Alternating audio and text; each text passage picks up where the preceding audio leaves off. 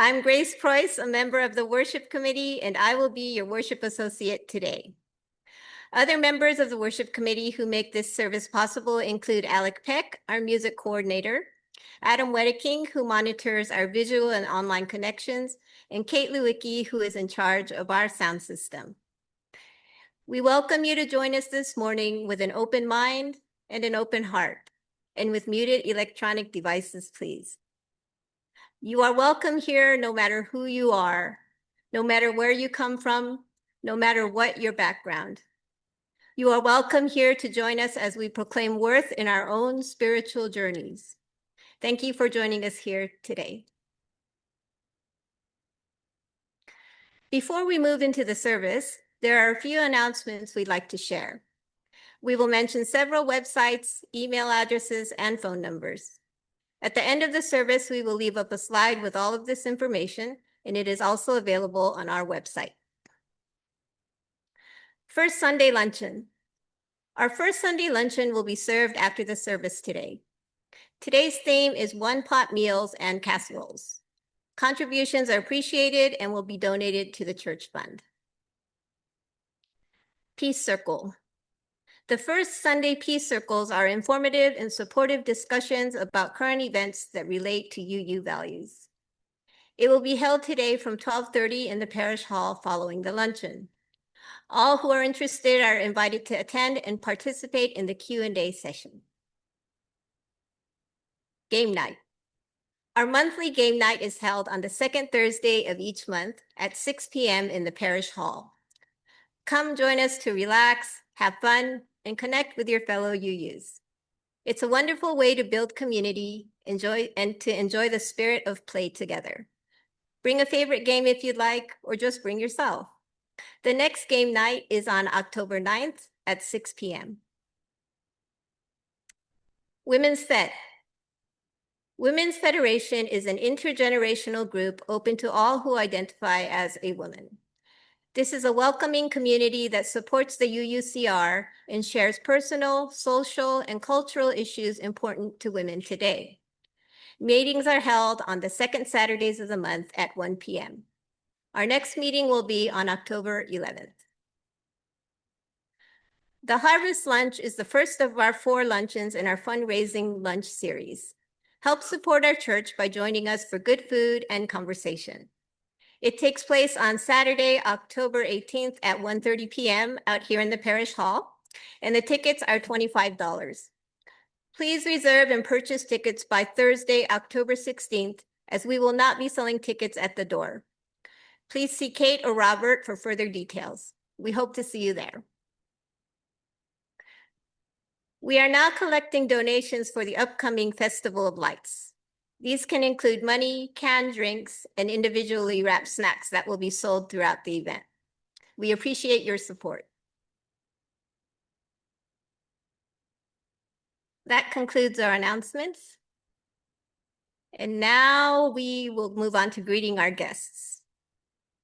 Our time together is brief, but it is filled with joy. In that spirit, I invite you to turn to those around you, greet them, welcome them, and share that joy. For those on Zoom, you can use a Zoom wave gesture or just wave at your camera.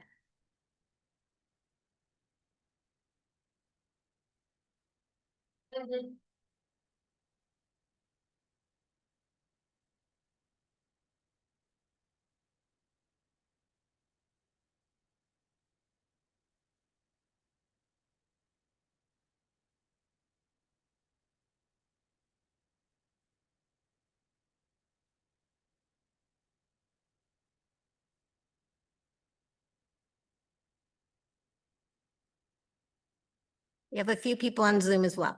That's great. Welcome to all our visitors today, and welcome back to our old friends.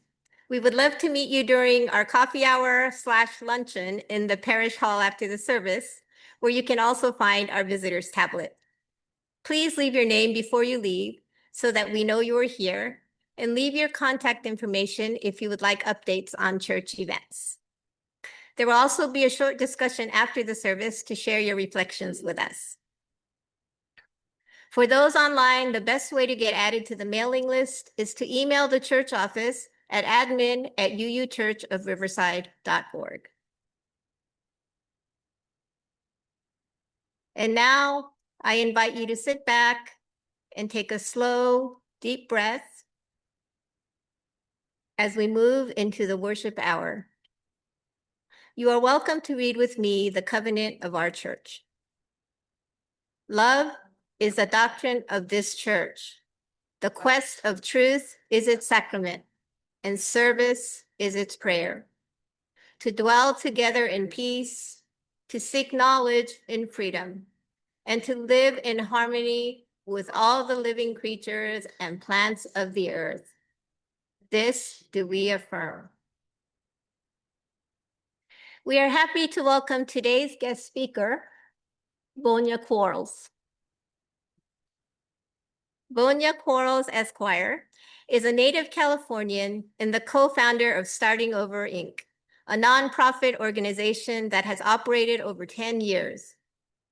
Starting Over has helped over 1,000 men, women, and children address immediate housing needs while working to address long-term solutions that include systems change.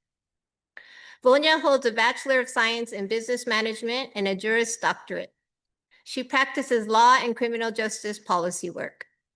Vonya is one of the founding members of the Riverside All of Us or None chapter that works to end the discrimination faced by incarcerated and formerly incarcerated people. She has system impacted herself and works to address the complexities and collateral consequences of criminal convictions as they relate to family reunification, housing, employment, and other intersections. Vonya was a 2011 Women Organizing for Justice Fellow, 2012/2013 Women's Policy Institute Fellow, 2015 W.K. Kellogg Foundation Racial Equity and Healing Fellow, among many others. She has fused these developmental opportunities with her own lived experiences to become a powerful and competent systems change agent that works within ever-widening circles.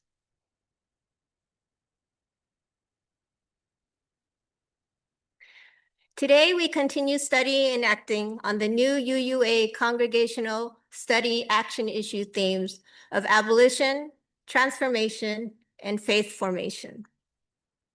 Moving from the problem to the possibility requires imagination and the belief that a better future exists. Where are we today? Are we sitting squarely in the problem? Trapped inside algorithms that feed us more of what we already believe to be true, while also enticing us to embrace false news and memes that fortify these beliefs. Breaking free is just as important today as it ever was. How do we break free today?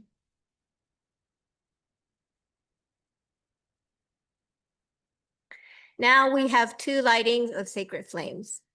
The first is a remembrance candle for the indigenous peoples who continue to cry out for justice and self-determination. We remember that we live off the unceded land of several indigenous peoples, including the Cahuilla, the Luiseño, the Serrano, the Tongva, the Cupeño, and others. We light this sacred flame in their remembrance and in recognition of their ongoing struggle for freedom and dignity.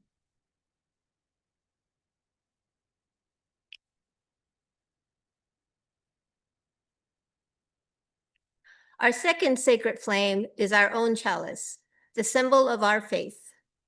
We are blessed with the space and opportunity to strive to live out our common principles, to bring justice, equity, and compassion into our daily lives, to resist all that threatens the earth and her people, and to be part of a world community with peace, liberty, and justice for all.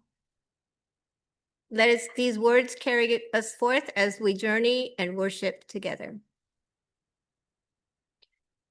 Today's chalice lighting words are by Steve Stock.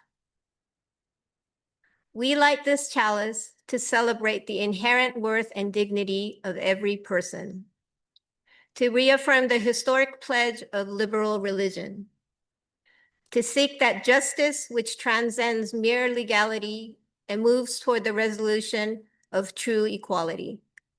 And to share that love, which is ultimately beyond even our cherished reason, that love which unites us. Thank you, Bill.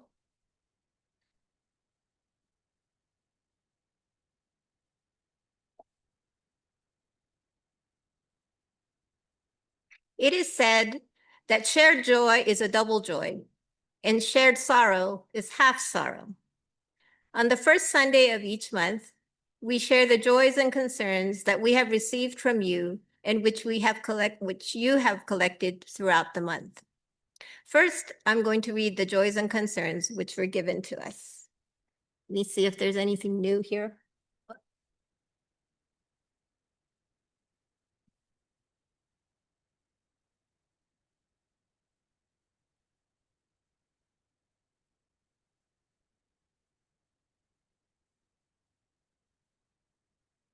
Okay, we have a joy. I believe this is from Margaret.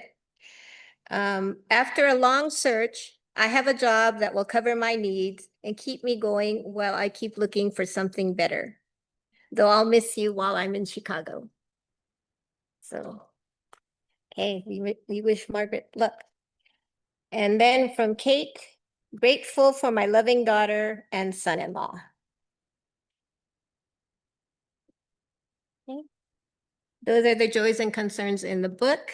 And if there's anyone in the audience who'd like to share their joys and concerns, please come up to the mic in front of the pulpit.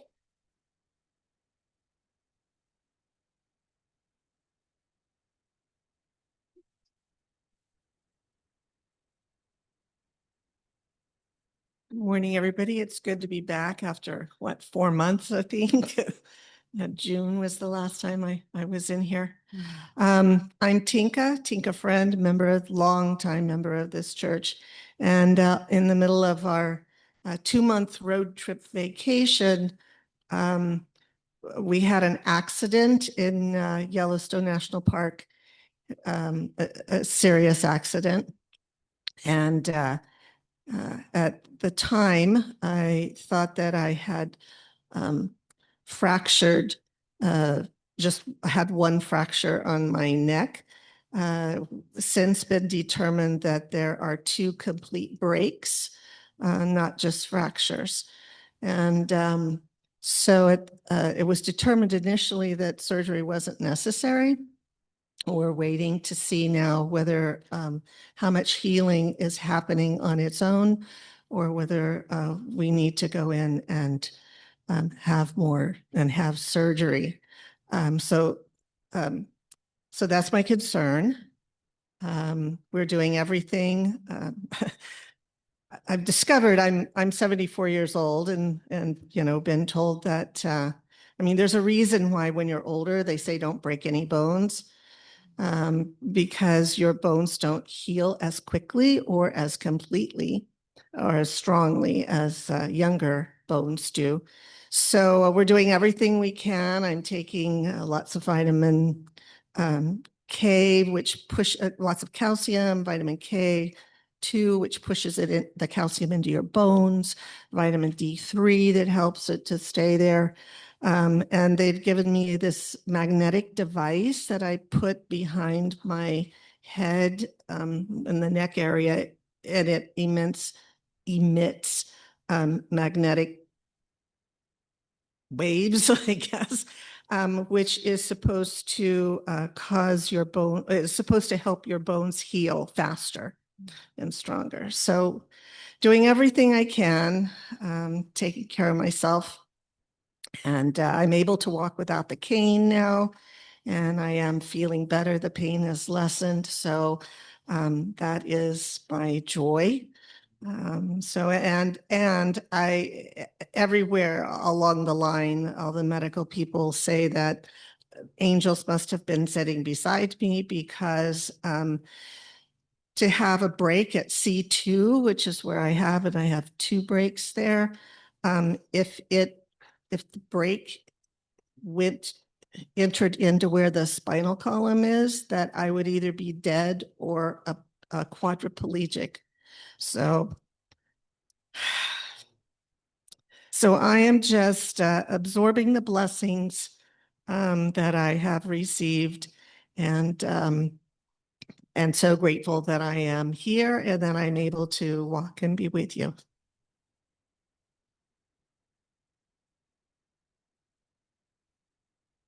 Thank you, Tinka. It's good to have you back. Is there anyone else in the audience?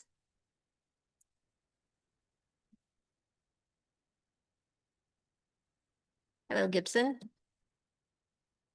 Good morning, everyone. My name's Gibson. I had a joy that I wanted to share. I recently started going to college at RCC, and I just got elected to be a senator in the student body. So I'm trying to do everything I can to bring more justice, compassion, and equity, and being more involved with my community. So yeah, I just wanted to share that I'm pretty joyful about that. Thank you, Gibson.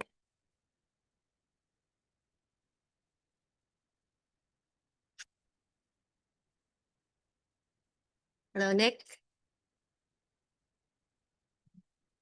Morning. Morning.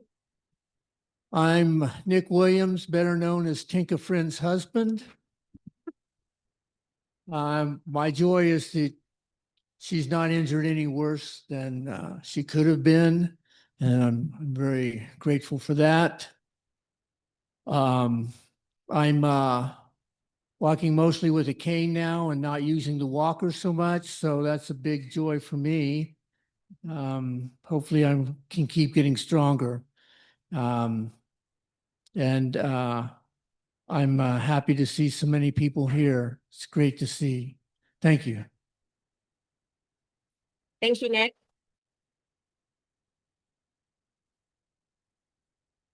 Is there anyone else in the audience? Bill?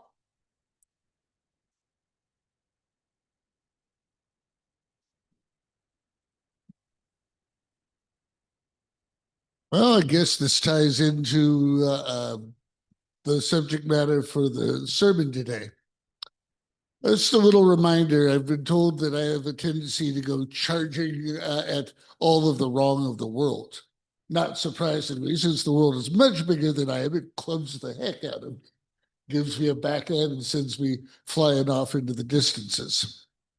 But with one thing and another, a couple of writing processes on some really emotional rough ground, a couple of others.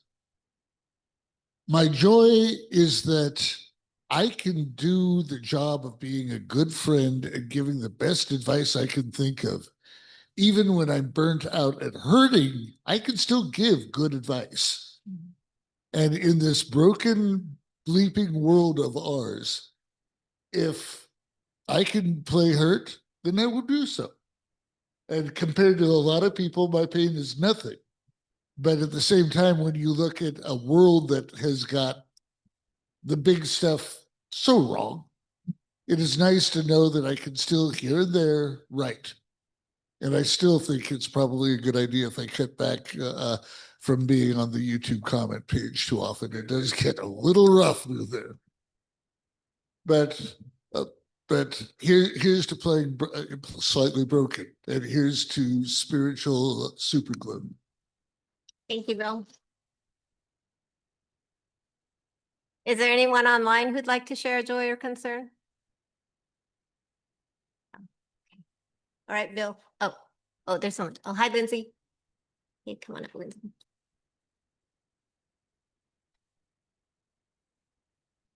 Hi, I'm Lindsay. I have a joy I would like to share. My little brother I mentioned has cancer right now, and it's finally shrunk enough that he can get surgery for his tumor on October 14th. So I'm very excited for that for him. And yeah, I guess that's all I have to say. Thank you for sharing.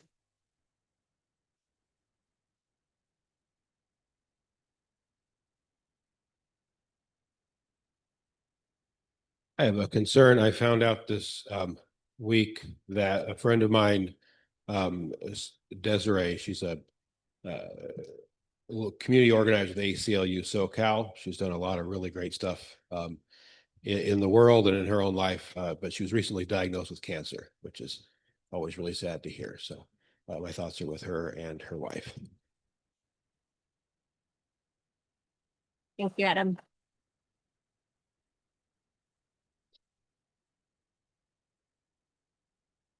I have an additional sorrow. This isn't about myself, but as many of you know, Nick and I are retired educators, and one of his former students that we've stayed in really close contact with, a young man with cerebral palsy. And his younger sister, Sarah, has autism. And just before we left for our vacation, she was diagnosed with leukemia, and they were taking her to the City of Hope. And a few weeks ago, we got a call from Josh, his former student, that she has passed on, that she died.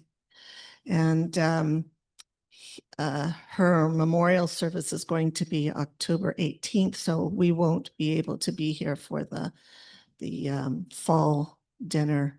But lovely, lovely young woman. She died in probably her mid-30s, and just brought a lot of happiness and joy, always seeing the bright side of things. She would laugh. Her laugh was infectious and would make you laugh. And so it's a real sorrow of her passing.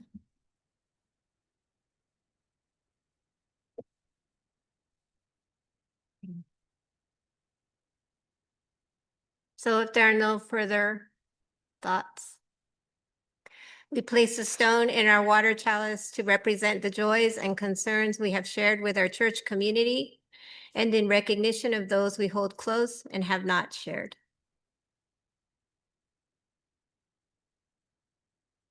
Shared membership and all of this together. May we remember those who have spoken, those they have named, and those we hold in silence in our hearts. Our hymn now is number 151, I Wish I Knew How, from the Gray Hymnal.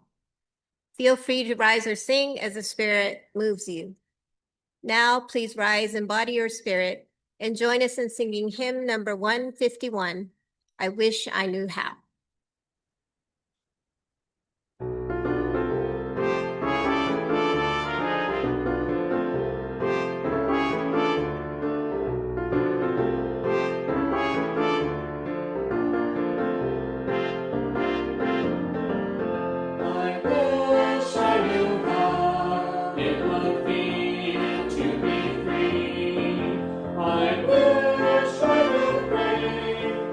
These things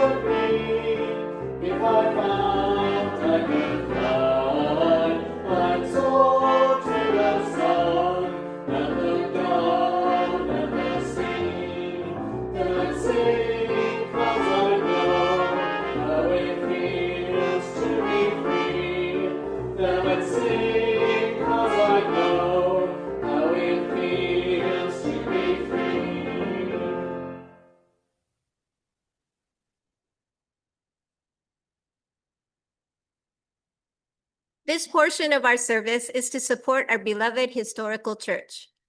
This can be accomplished several ways. In addition to the weekly collection, you may send your checks to the church address, which is shown here on the slide. You may contribute by PayPal using the QR code, which is also shown here, as well as on the church website and in the newsletter. Stater Brothers Market gives our church a rebate on Stater grocery cards, which we will have in church each Sunday. You get the full value of your purchase, and the church also receives a percentage for free. Please see Robert Braun in the church office if you are interested in purchasing the gift cards. Please donate as the Spirit moves you by whatever method works best for you. Thank you for your generosity. To those who give of their time and their talent, thank you for your generous care and attention. To all of you who are here with us today, thank you for the gift of your presence. Will our ushers now please come forward to receive the collection? A tote bag will also be passed around to collect food and hygiene items for our local community.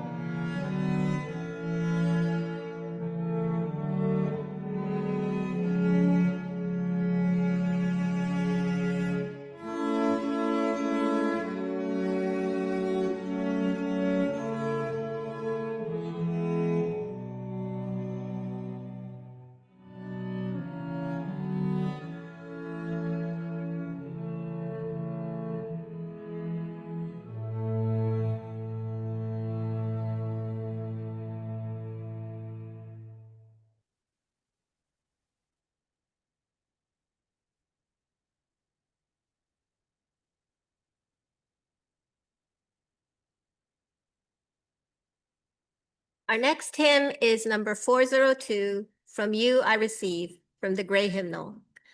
Feel free to rise or sing as the Spirit moves you. Now, please rise and body your spirit and join us in singing hymn number 402, From You I Receive.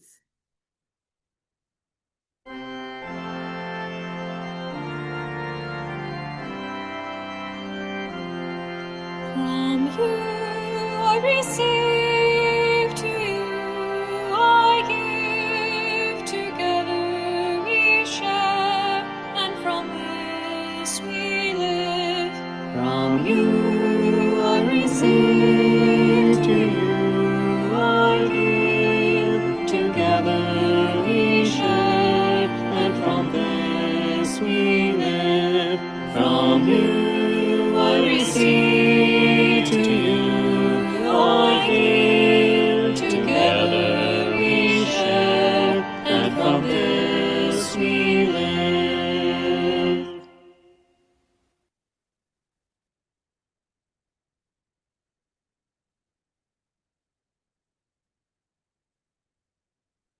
This is the part of the service where we center and ground ourselves in the present moment.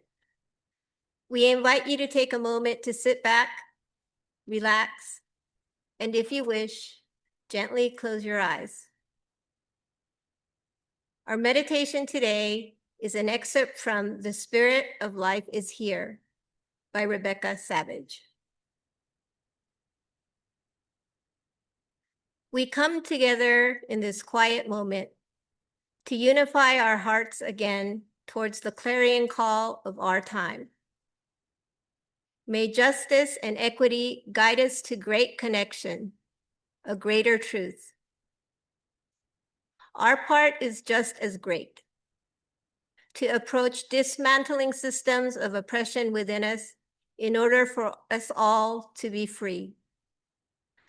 To know that when I cherish and tend to the divine spark within me, when I know in my bones that I am worthy of love and whole just as I am, that there is greater potential for mutual understanding and care. Love is not scarce. Our ability to extend compassion and grace can be. The spirit of life is divine within us. The spirit of life is here. This is the beginning of justice and equity when we go within, in order to be of service in our communities and our world. May it be so. Amen. Now let us pause for a moment of silence and reflection.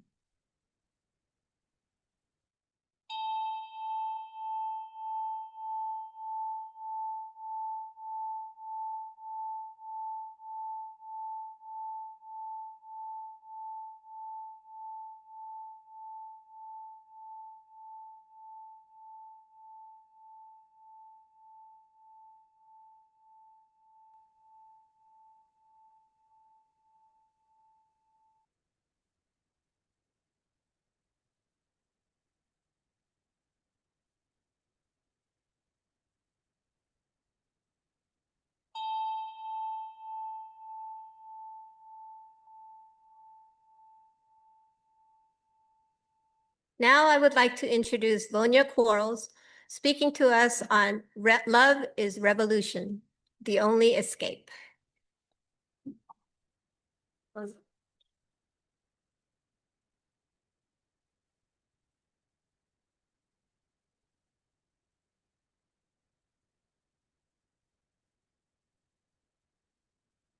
So y'all know I'm not a pastor. My name is Vonya Quarles, and somebody told me that if I show my hands, that it makes people feel friendlier. So I'm gonna start like this. I'm really glad to be here this morning.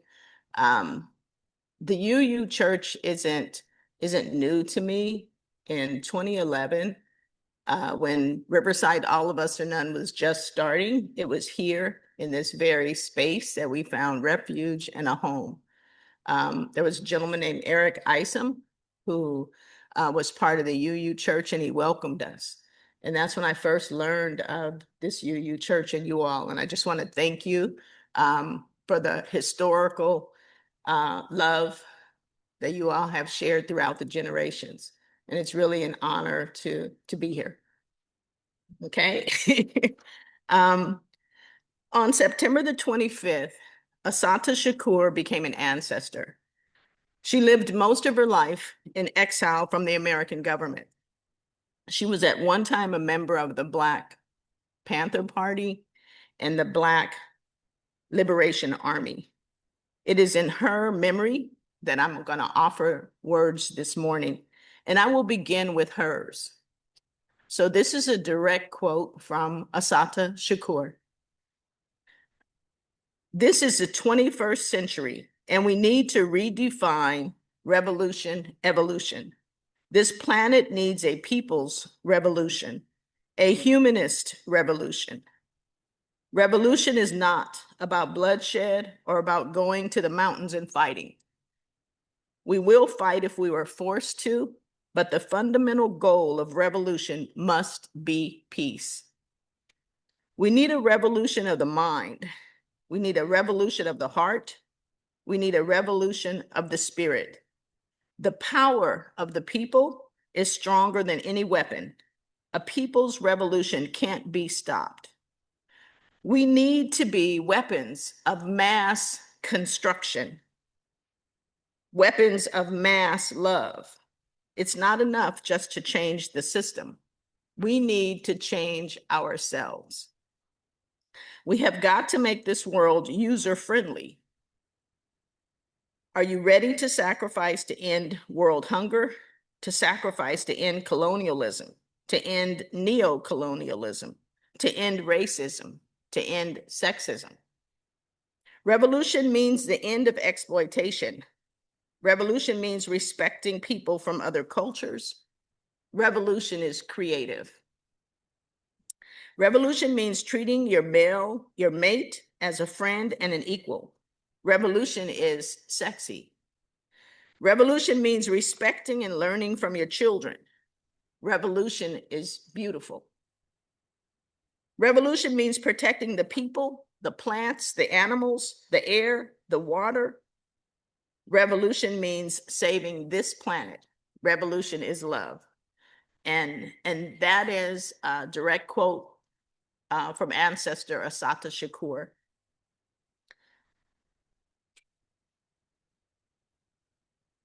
Will you take a few deep breaths with me just to kind of get me over the imposter syndrome thing that I usually go through? Let's inhale deep.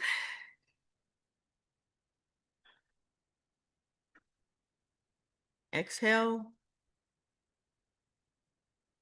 Inhale.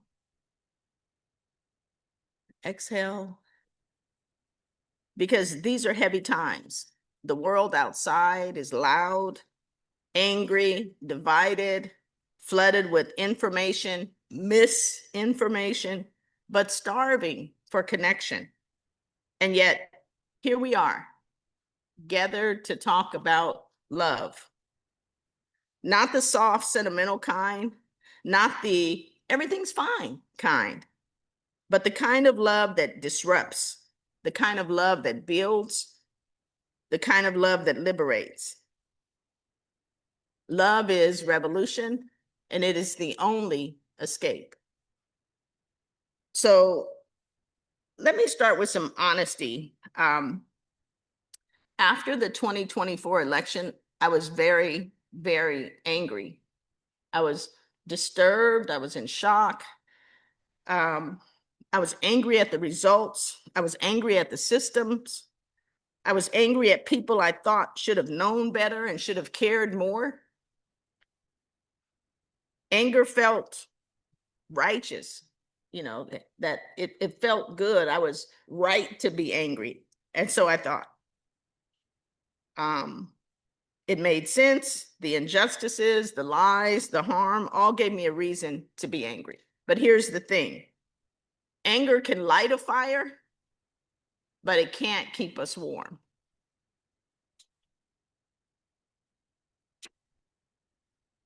Stay in it too long and anger becomes a cage built by emotions, algorithms, fed by social media, and reinforced by our own echo chambers. We scroll, we argue, we go into the YouTube in spaces and find people to hate.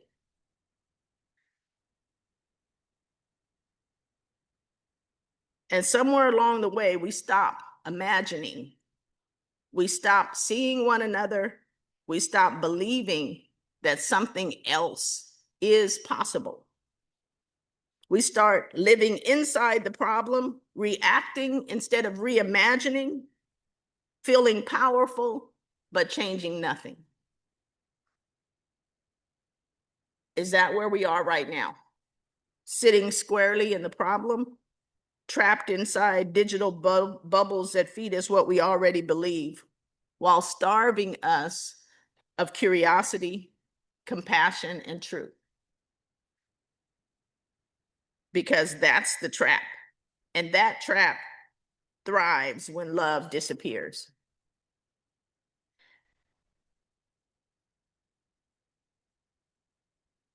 Breaking free requires imagination, and imagination requires love, because love is the only force radical enough to move us from the problem to the possibility. The Bible says in 1 Corinthians 13:2, if I have all knowledge and faith that can move mountains but have not love, I am nothing. The Quran says in Surah Ar-Rum 30:21, and he placed between you affection and mercy. Surely in that are signs for those who reflect.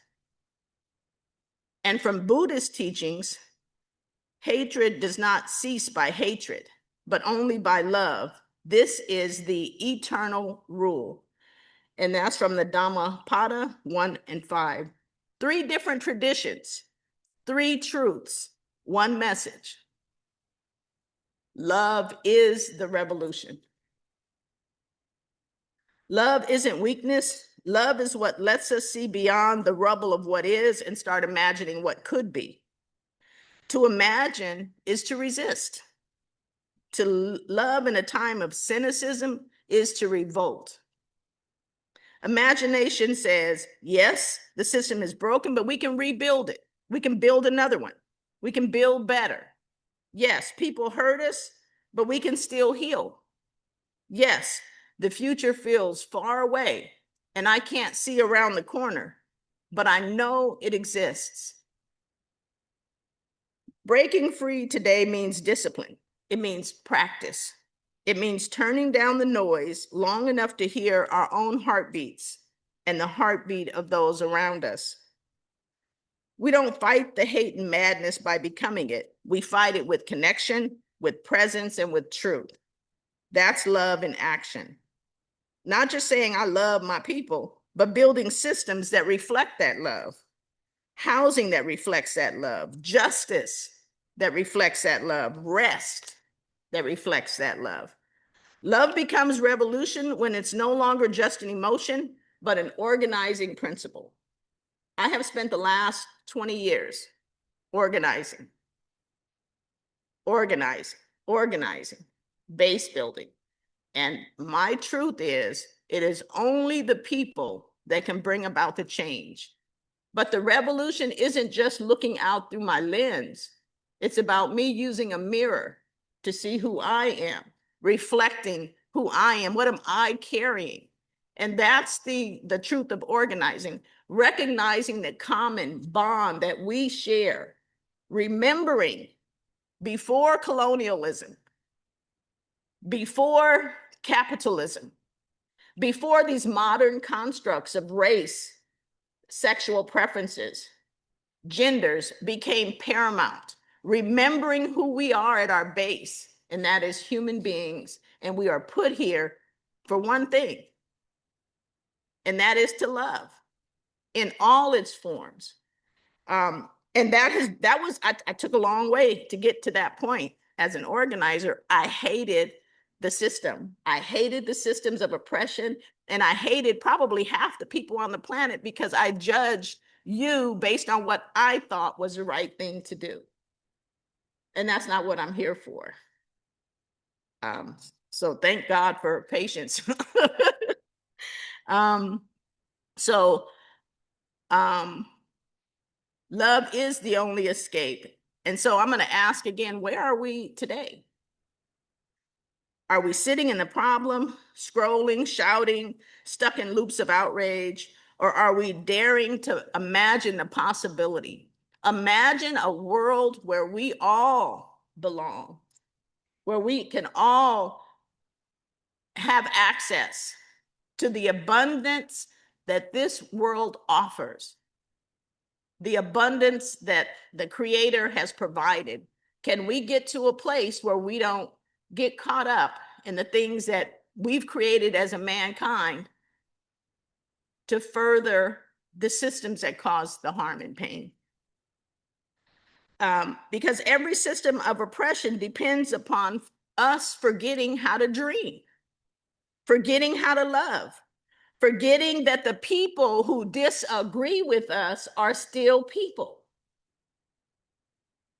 To love in this moment, to believe in a future that doesn't yet exist, is to perform the most revolutionary act of all.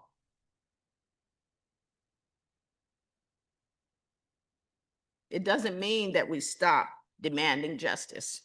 It means we demand it from a place that refuses to dehumanize another person to get it. That we demand it from a place that helps us see that there's a difference between reaction and transformation. So here's the call, family. Let's move from anger and rage to imagination, from the problems to the possibility. We see the problems, they're there, but we can build something better. We can build something inclusive, something equitable, something based on a foundation of love. Let's move from isolation to interconnection and reclaim our humanity from the billionaires that profit off our pain. Let's build a movement rooted in radical love, love that refuses to look away, love that doesn't give up, love that builds a bridge and then walks across it together. Love is not an escape from the struggle. It is the only escape through it. It is the only escape through it. When we love beyond the limits of our comfort, that means loving you even when I disagree, can't stand your foundation or your principles, and still love you through that, that's radical. That's radical. So let's keep loving, let's keep imagining, let's keep building together. Because love, real radical, revolutionary love is going to set us free. On September the 25th, 2025, Assata Shakur became an ancestor. This is what her life was about. She has been labeled and identified a lot of things. But the one thing that she taught us and what she leaves behind is a legacy of freedom and struggle and love beyond limits. She gave her life for that cause, and Black liberation continues today, as does the liberation of all people. And that is what love is, continuing to love no matter what. But thank you all.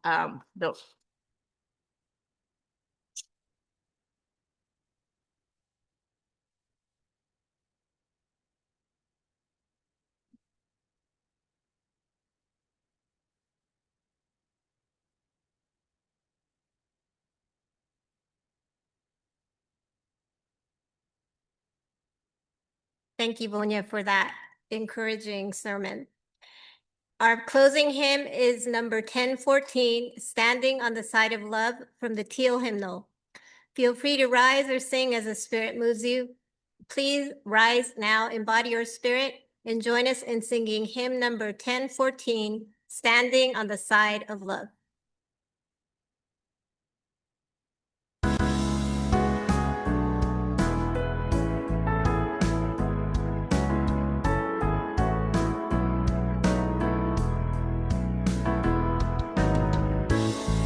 The promise of the Spirit, faith, hope, and love alive, and so every soul is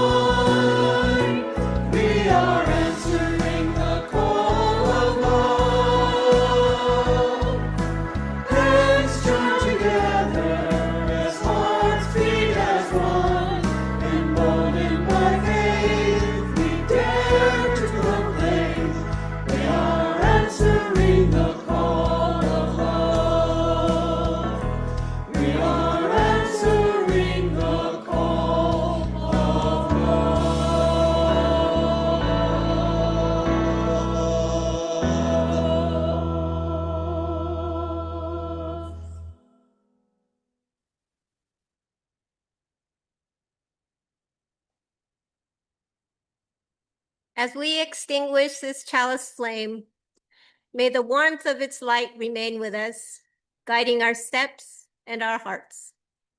Let us carry forward the strength of this community, the courage to speak truth, and the hope that transformation is possible. In each breath we take, may we remember that the work of love, justice, and healing is ours to continue, both here and beyond these walls. Go in peace with the light of this gathering to illuminate your way. Namaste, amen, and blessed be. Thank you, Vonya, for sharing your valuable time and insights with us this morning. It is sincerely appreciated, and we look forward to seeing you again.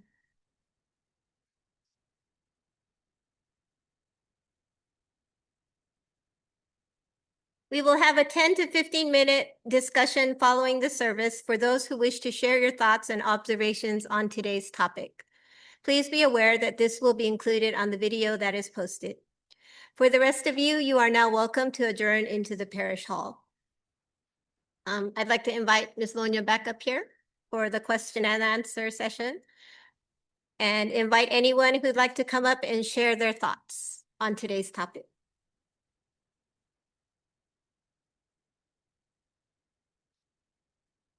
So I want to thank the worship committee for organizing this and having this together. And Vonya, I really appreciate the topic and what you had to say on it. Before I left on my vacation, I had announced, that we were leaving. There were multiple purposes for this vacation, but one of them that was very deep in my heart was I had come to realize that my love for all mankind, all humankind, was dwindling. And that the place I had been for the last, I'd say 6 years, starting about 2015, and the changes in the administration and everything, really was fueling that separation from my spirit. And for the last 40 years, the inherent worth and dignity and love for all people has been a central part of my spiritual journey and my spiritual reflection and intent. And it was getting to where if I knew that you were completely on the other side of what I would, if I felt that you demonstrated or expressed what I felt was divisiveness and wanting to keep people separate and judging, then I dismissed you. And was very hard for me to find that place of connection. And that bothered me seriously, because I am a very strong spiritual person. And I really felt as though my spirit is like a lantern, and the glass had become covered in soot. And I could not let the light that was inside of me shine out and do the work that I felt was necessary to do. And so I had to take a break. I had to take a break from all of the incoming news and everything that comes in, just like you said, whether you go to YouTube or you listen or whatever. And I needed to connect with people that I knew would probably be on the other side of where I was. And I had to be able to see them as loving human beings. And so we decided to take this 2-month journey, which we only got a month of it. And we decided to go to national parks because I felt that, and go in states, which were red states, and visit the national parks. And I felt that people in the national parks had a love of the beauty of nature. And that would be at least one thing that I knew I could see in them and that perhaps would enter into our discussions. And that for that 1 month, I was able to do that. And I did encounter other people who had differing opinions, and I was able to let my heart open up more. I was able to clean some of that soot off of the glass on my lantern. And so it's really wonderful that coming back, that the first service I'm able to come back to is you and your message. So I really want to thank you for that. And thank you. Thank you for sharing that. And I can relate, except I wasn't that loving person to begin with. I mean, honestly, I carried a lot of trauma, a lot of baggage. It got in the way of seeing you or the similarities. And so it's all new to me now, this concept of loving through differences. But I think you're an organizer at heart, because that is some organizer stuff right there. We're going to go across the country and we're going to go talk to people we don't normally talk to. That's organizing. And thank you.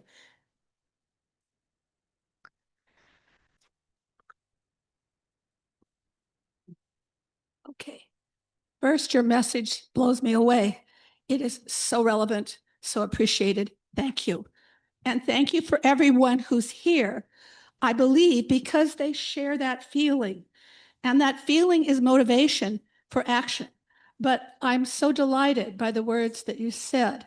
I'm going to point out something rather strange. Sometimes I think there aren't coincidences in life. And I think when we find our niche, we can celebrate that, but we can also relay that out if it's a feeling that might bring more into the unity concept. Now, ironically, on Friday night, actually Saturday morning, I was trying to figure out how to put a message on a sign, okay? And I wrote down, for some reason, well, what could I put in there?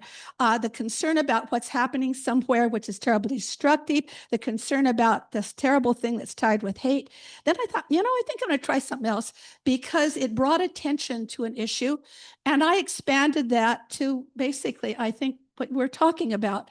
And what I wrote on that big sign, which is right now sitting in front of my television, reminding me that all, underline the word all, lives matter. So we have to have that empathy. I've talked about this before, but it's so easy to look the other direction. But when we have that feeling inside of us as a motivator, perhaps we can start acting in that way to everyone. Even if they're not in our agreement, still realize that there's a way to unite. And if we can find that little core of action where we will not walk in their shoes, but we can appreciate them for who they are and try to find some unity toward a positive solution for all. And I underline the word all. That's the teacher in me coming out, because we go back to the concept that united we stand. And what is that? Justice and liberty for, what's the word? Yeah, exactly. And so that little word is lined in orange in a marker pen, by the way, that isn't permanent. So if I stand in the rain with that sign, I'm going to have orange all over the ground. It'll rain all over the ground. But the point is, it's a realization of feelings that include all, because we are all in this together. And when we forget that, that's when the cracks start to occur. In our hearts, cracks are there. So bringing it back, I don't suggest that you get up in the middle of the night and make a sign, by the way, and stick it in front of your television set. But you can take that sign onto the streets. You can take your action out there even without a sign. I know people who have tremendous heart and love and are trying very much to represent and are doing a great job of it by organizing. One last thing. A few weeks ago, and I don't know the name of it, but I went to it. And this was all these, were you there? I think you might have been there. Help me, Al, you were the key speaker. What was that called? Yeah, there, International what? International Day of Peace. Yeah, okay. In that group, there were all these different little organizations or larger ones that are all organizing to try to make it better.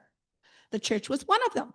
And Adam was our key speaker, but I say I was there as an audience member, but it really was exciting because one of the groups had a handout that was called Imagine. It was basically, help me how to say her name, that wonderful poet who said imagine. And I think I read that because I brought that in a few weeks ago.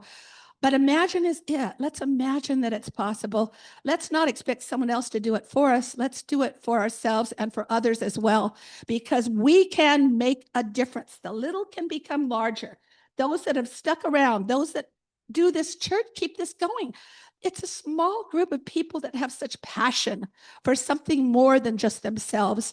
If we can carry that out, we can be a part of something good. Now, I'm babbling a lot. I'm never short on words, but I guess really it comes down to all lives matter, even those we disagree with, because if we find that commonality of humanity, we're on our way to something much better than what might be happening now. So it's up to us. Enough of me. Bye.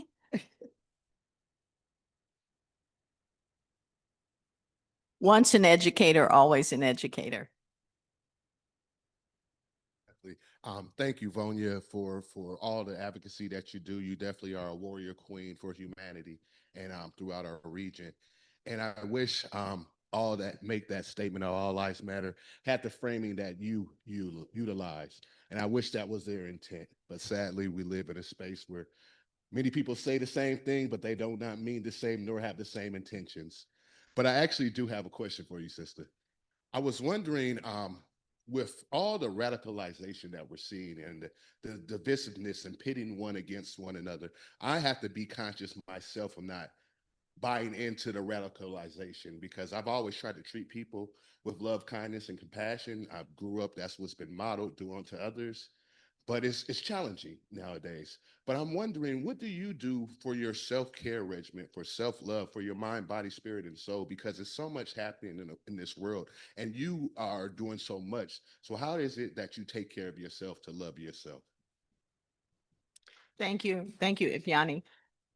And you have actually been a mentor because you understood love when I was still organizing from a place of rage and anger. So I just really want to say I appreciate you. I appreciate Adam. I appreciate all of you for being here. And earlier this year, I went on my first silent retreat, and it was 7 days, no phone, no computer, nothing. And it was totally different. It was in New Mexico in a place called the Vallecito Mountains. So you couldn't even get satellite reception. But it allowed me to grow in a 7-day period in ways that I didn't even know I was missing, ways that I didn't understand. And so when I got back, I began to do some practicing. I grew up Baptist, Southern Baptist. So you would be in church all day on Sunday, and the pastors kept you awake because they could really go some.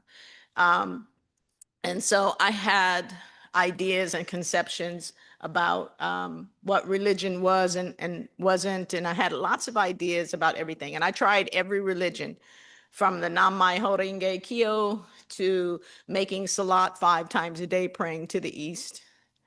Christianity, I've tried it all, I've looked. And my answer is a spiritual one. I don't know about religions or which one is right. And I have a problem believing that there is a God who would want us to be divided based on religion. So that's not popular with my folks, because most of my folks are them Baptist Christians who think if you're not a Christian that you really have a problem. And so just taking the time and space to connect with the Creator, and He meets me where I'm at. I'm grateful for that. And I see God in all of you. And so I'm just changing, I think. It's that time. So I'm probably in the late fall, early winter. And so I'm beginning to change. And the one thing I know that's certain is there is a transition from this life to the next. And I will spend more time in that field than this one. And so I want to rest well with my ancestors. And so I think that helps me in terms of practicing love and remembering who I am.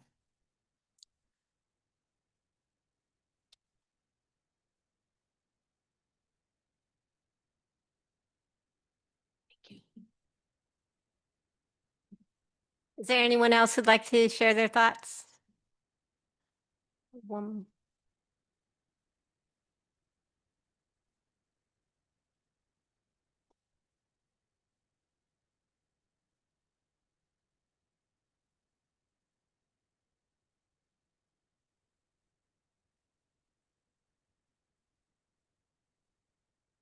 I happen to be a political animal. I am that because my dad made me watch Cronkite when I was a wee little tyke.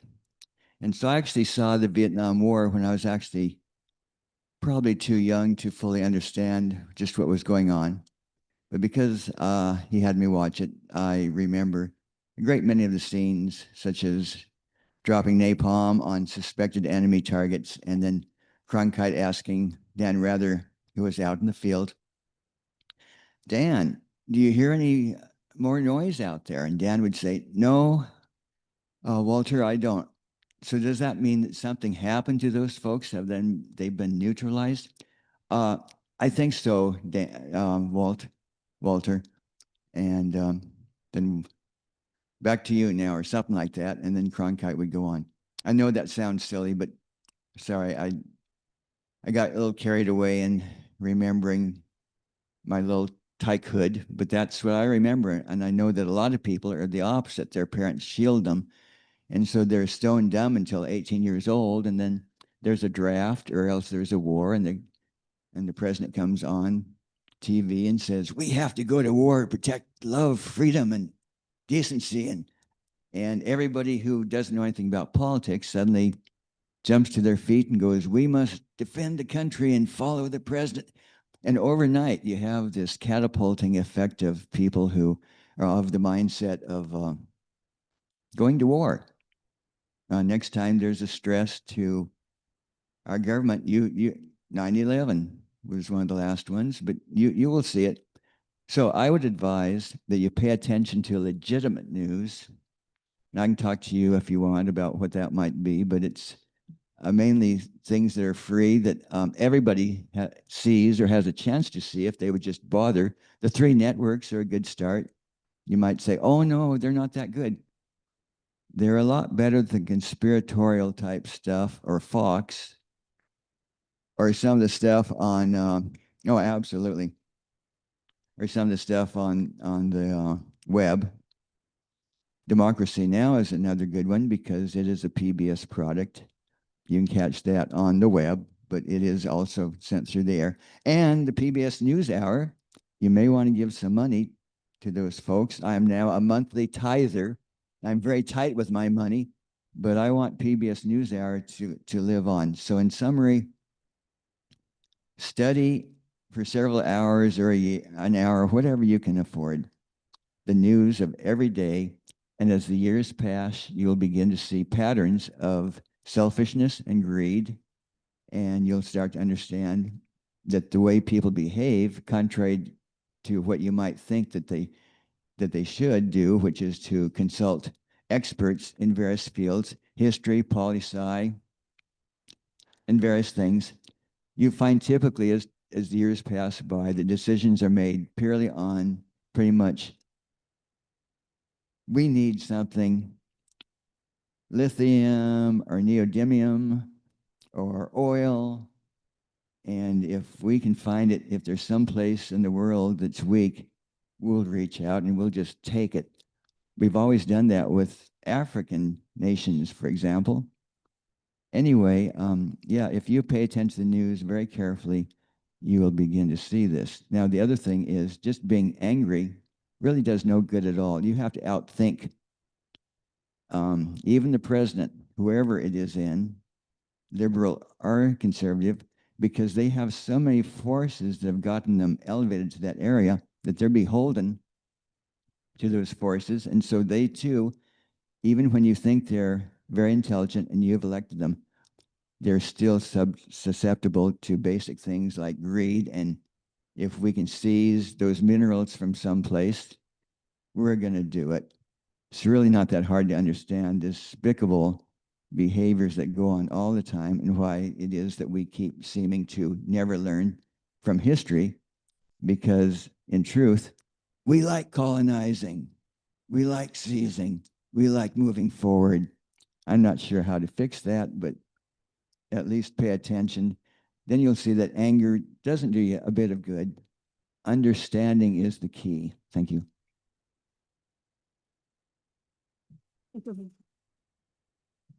Thank you, Walt.